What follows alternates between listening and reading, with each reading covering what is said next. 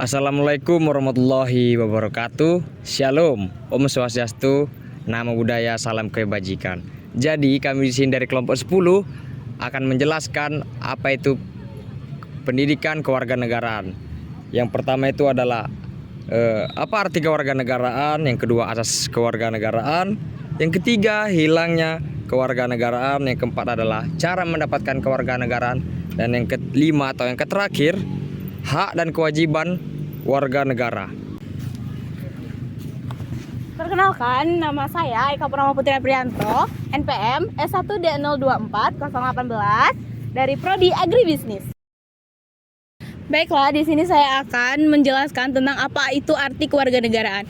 Kewarganegaraan adalah status hukum yang menunjukkan hubungan antara individu dengan suatu negara.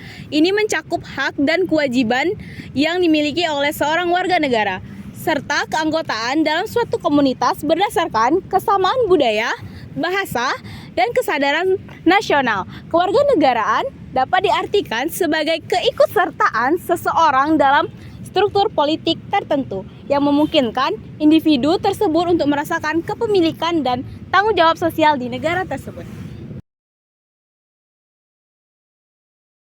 Perkenalkan, nama saya Inaya Putri Radwa Nabila, NPM S1D024068. Asas kewarganegaraan adalah prinsip yang digunakan untuk menentukan status kewarganegaraan seseorang dalam suatu negara. Dalam hukum kewarganegaraan ada beberapa asas utama, di antaranya yang pertama jus solihi atau hak tanah atau kewilayahan. Kewarganegaraan diperoleh berdasarkan tempat lahir. Contohnya, Amerika Serikat dan Kanada menerapkan asas ini sehingga siapapun yang lahir di sana otomatis menjadi warga negara.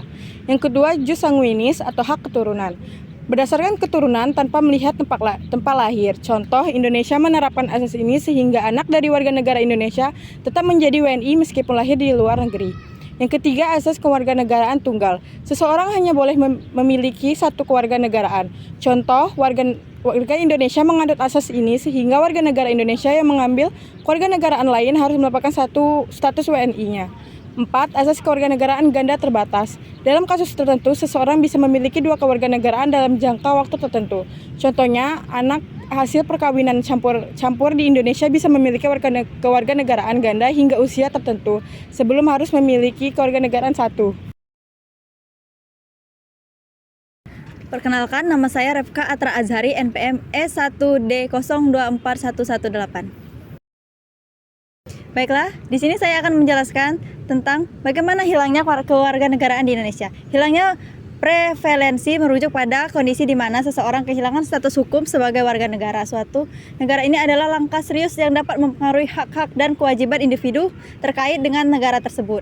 Ada sejumlah alasan yang dapat menyebabkan hilangnya kewarganegaraan, baik dilakukan secara sukarela maupun dipaksakan oleh pihak yang berwenang. Hilangnya kewarganegaraan menurut Undang-Undang Republik Indonesia Nomor 12 Tahun 2006 menyebabkan seseorang kehilangan kewarganegaraannya di Indonesia adalah 1. Memperoleh kewarganegaraan orang lain atas keinginan sendiri. 2. Tidak menolak atau melepaskan penerbit lain yang dimilikinya. 3. Dinyatakan kewarganegaraannya oleh Presiden atas keinginan sendiri dengan ketentuan usia minimal 18 tahun dan bertempat tinggal di luar negeri.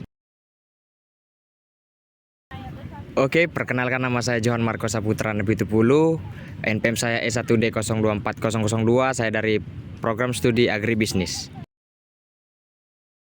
Ya, saya akan membahas mengenai kelahiran. Kelahiran itu terbagi menjadi dua, ada jus soli dan jus sanguinis. Jus soli adalah seseorang mendapatkan kewarganegaraan berdasarkan tempat lahirnya, seperti di Amerika Serikat dan Kanada. Yang kedua ada jus sanguinis. Jus sanguinis adalah kewarganegaraan yang diperoleh berdasarkan kewarganegaraan orang tua seperti yang ada di Indonesia. Yang kedua, naturalisasi. Proses hukum yang memungkinkan seseorang menjadi warga negara di negara tersebut dalam jangka waktu yang tertentu, misalnya antara 5 tahun sampai 10 tahun. Yang selanjutnya adalah memiliki pekerjaan atau sumber penghidupan yang stabil, lalu ada menguasai bahasa resmi negara tersebut, mengetahui sejarah dan budaya negara, dan bersumpah setia kepada negara. Yang ketiga, melalui perkawinan. Beberapa negara memberikan kewarganegaraan kepada pasangannya yang menikah dengan warga negara mereka setelah beberapa tahun pernikahan dan tinggal di negara tersebut. Yang keempat, pemberian khusus atau keistimewaan. diberikan kepada individu dengan jasa luar biasa bagi negara, seperti atlet, ilmuwan, atau pengusaha yang berkontribusi besar. Yang kelima dan terakhir, ada adopsi. Anak yang diadopsi oleh negara tertentu dapat memperoleh kewarganegaraannya tersebut tergantung pada hukum setempat. Perkenalkan, nama saya Putri Salsabila dengan NPM S1D024028. Adapun hak dan kewajiban warga negara Indonesia. Yang pertama adalah hak warga negara Indonesia, yaitu hak atas pekerjaan dan penghidupan yang layak. Tiap warga negara berhak atas pekerjaan dan penghidupan yang layak bagi kemanusiaan terdapat dalam pasal 27 ayat 2. Lalu ada hak untuk hidup dan mempertahankan kehidupan, yaitu setiap orang berhak untuk hidup serta berhak untuk mempertahankan hidup dan kehidupannya terdapat pada pasal 28A. Lalu adapun hak untuk membentuk keluarga dan melanjutkan keturunan melalui perkawinan yang sah yang terdapat pada pasal 28B ayat 1. Adapun kewajiban warga negara Indonesia. Yang pertama, wajib mentaati hukum dan pemerintahan terdapat pada pasal 27 ayat 1 Undang-Undang Dasar 1945 yang berbunyi, segala warga negara bersamaan kedudukannya di dalam hukum dan pemerintahan dan wajib menjunjung hukum dan pemerintahan itu dengan tidak ada kecualinya. Lalu ada wajib ikut serta dalam upaya pembelaan negara terdapat dalam pasal 27 ayat 3 Undang-Undang Dasar 1945 menyatakan setiap warga negara berhak dan wajib ikut serta dalam upaya pembelaan negara. Yang ketiga, kewajiban warga negara adalah wajib menghormati hak asasi manusia orang lain. Dalam pasal 28J ayat 1 mengatakan setiap orang wajib menghormati hak asasi manusia orang lain. Hak dan kewajiban telah dicantumkan dalam Undang-Undang Dasar 1945 pasal 26, 27, 28, dan 30, yaitu pasal 26 ayat 1 yang menjadi warga negara adalah orang-orang bangsa Indonesia asli dan orang-orang bangsa lain yang disahkan dengan undang-undang sebagai warga negara.